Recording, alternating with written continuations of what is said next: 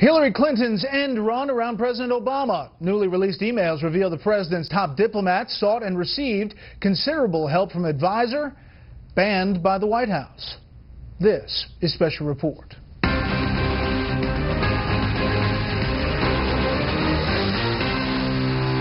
Good evening. Welcome to Washington. I'm Brett Baer. We're getting new insights tonight on just how much Hillary Clinton ignored President Obama's wishes during her work as Secretary of State. His Secretary of State. On top of violating policy by using a private email address and server to do government business, Clinton also sought substantial help from an advisor who had been essentially blackballed by the White House. With Fox team coverage tonight, Britt Hume looks at how the latest revelations play into an all-too-familiar narrative about Clinton's trustworthiness. But we begin with Chief White House correspondent Ed Henry, who's been going through the latest treasure trove of emails at the State Department. Good evening, Ed. Good evening, Brett. Well, Hillary Clinton wanted the headline today to be that she's now raised a record-setting $45 million in the early days of this campaign. Her team is dealing tonight with new fallout over what emails were released and what emails were not released. Hillary Clinton vowed in March she never sent classified information from her unsecured private email server. Yet today, under questioning from Fox, Admiral John Kirby confirmed the State Department held back about 25 of Clinton's emails that were deemed classified after the fact. Clinton aides scrambled to insist retroactive classification does not change the fact they were unclassified when first sent. This was a prudent decision made to try to protect sensitive information, and again, just because it's classified now doesn't mean that it was wrong to send it at the time. Yeah. The emails that were released show Clinton used Sidney Blumenthal as early as 2009 to conduct sensitive diplomatic matters, even though Blumenthal had been blocked from joining her staff by some of President Obama's aides because of political dirty tricks from 2008. Officials grew concerned the secret would leak. Then Clinton press aide P.J. Crowley, writing to Chief of Staff Cheryl Mills in June 2009, quote, FYI, we just heard from an AP reporter that Sidney outed himself about coming to the department, mentioning it without realizing he was talking to someone who actually covers our building. While Clinton recently made this claim, he sent me unsolicited emails. She sent a late-night email to Blumenthal in October 2009 saying, quote, are you still awake? I will call you if you are. There are plenty of humorous exchanges. Clinton emailing she heard on the radio there may be a cabinet meeting. Republicans on the House Select Committee investigating Benghazi said today a far more serious matter is the public only seeing the emails Clinton did not already delete. We don't know if Hillary Clinton has turned over all the emails yet. The Clinton campaign responded with a highly produced video entitled Charade, slamming Republican Chairman Trey Gowdy. Do you know more today about who is responsible for hitting our consulate in Benghazi? No, but I never expected Sidney Blumenthal to be able to tell me that anyway. While Clinton aides were secretive about sharing her personal email address, White House aides eventually did know in 2009 she was not using State Department email. In September 2009, months into the administration, State Department aides were still not sure whether then White House Chief of Staff Rahm Emanuel should be in the loop. Clinton advisor Huma Abedin emailing Clinton, quote, Rahm's assistant is asking for your email address. You want me to give him? Clinton said yes. In June 2009, senior White House advisor David Axelrod sent Clinton a get well message on her private account. Seemingly contradicting Axelrod's claim this month, he was surprised Bill Daley had no idea Clinton was using a private server. I think it is unusual. He was the chief of staff. I confess I didn't, I was there. I was the senior advisor. I didn't know that. And now Axelrod clarified today he knew Clinton had a personal email account but did not know she used it exclusively or that she had a personal server. Meanwhile, John Kirby also revealed that to shield separate Clinton emails from the Benghazi committee, the administration has now invoked executive privilege, a very rare move, Brett. Ed Henry live at the State Department. Ed, thank you. Hillary Clinton was already facing negative numbers in public polling about her honesty. Senior political analyst Britt Hume is here with some of the backstory on Mrs. Clinton's ongoing struggle on that front. Good evening, Britt. Hi, Brett. Nearly 20 years ago, the late columnist William Safire of the New York Times described Hillary Clinton as a, quote, congenital liar. The list of her whoppers was long then, and it has been growing ever since.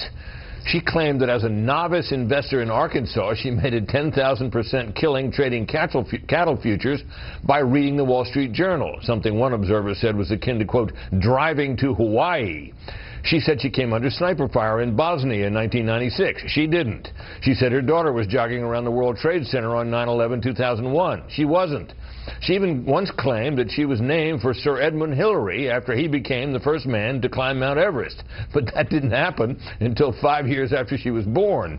More recently, she claimed she'd turned over all her job-related emails from her days as Secretary of State, but work-related emails have since turned up that the State Department didn't have. And she claimed the notorious Sid Blumenthal was just an old friend with whom she sometimes kept in touch and who sent her unsolicited emails. Turns out, as we've heard, that she was reaching out to him in the dark of night from the first year of the Obama administration, and her emails make clear she welcomed and encouraged his advice. With such a record of mendacity, and there are numerous other examples, one thing is clear. It's a good thing for Hillary Clinton that she's not a Republican. Brett?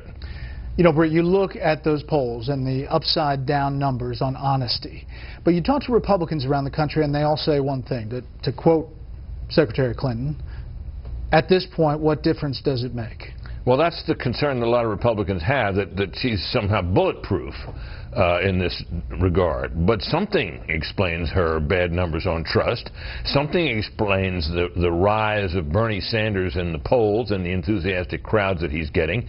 Look, the issue with Clinton is truthfulness and, for a better word, authenticity, a word we often hear in politics these days. Well, Bernie Sanders, who may be, out there where the buses don't run in terms of his issue positions in the eyes of many voters, is nothing if not authentic. And look, he's doing great, and he certainly was not expected to. It has to have something to do with this with Hillary Clinton. Okay, Britt, as always, thank you. You bet.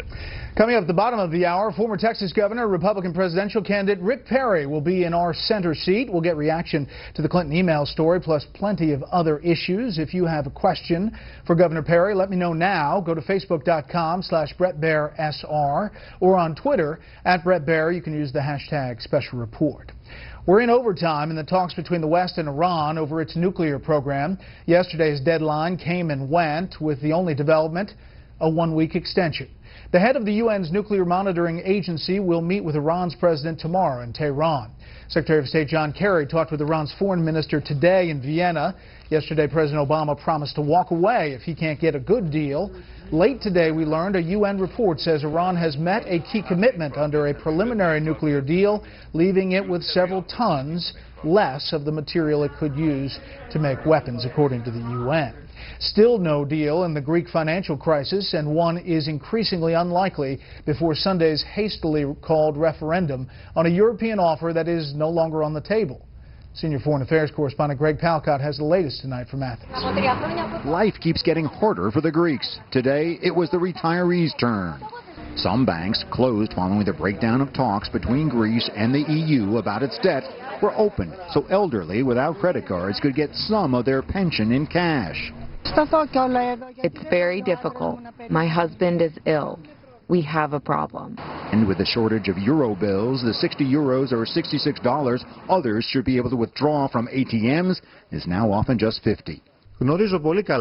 Late today, Greek Prime Minister Tsipras again went on state TV, blaming the EU for the problems, saying European Union countries were forcing the Greeks to vote yes in a referendum set for Sunday on EU bailout terms. The dominance of extreme conservative groups led to the decision to asphyxiate the country's banks, with the obvious aim of blackmailing the government and each individual citizen. Tsipras claims voting no is not against the EU and the euro, but against EU tactics. Pollsters put the no vote ahead of yes, with many undecided. This as the government was still reeling from defaulting on a massive loan repayment to the IMF, and still floating a variety of bailout plans, including one they recently walked away from. In the German parliament, Chancellor Angela Merkel said talks with Greece would not resume until the referendum was over. She, too, was defiant. Yes, these are turbulent days. There is a lot at stake. The world is watching us, but the future of Europe is not at stake. Many here are worried about the fallout from this political face-off. So this game of chicken that the finance minister and the prime minister are playing, they could play it for their own money in Vegas. not with the Greek community. This Athens travel agent is one of many in the community at risk. Greece's crucial tourist trade is suffering. So are the people. We don't feel very well. We don't feel safe. This is bad. European Union finance ministers met late today to examine yet another bailout proposal coming from the Greek government. They too said they would have to wait to consider it until after Sunday's referendum. The EU, at least, singing from the same hymn book. Brett. Greg Palkot, early Thursday morning in Athens. Greg, thanks. Stocks were in positive territory back here in the U.S. today. The Dow gained 138. The S&P 500 finished ahead 14.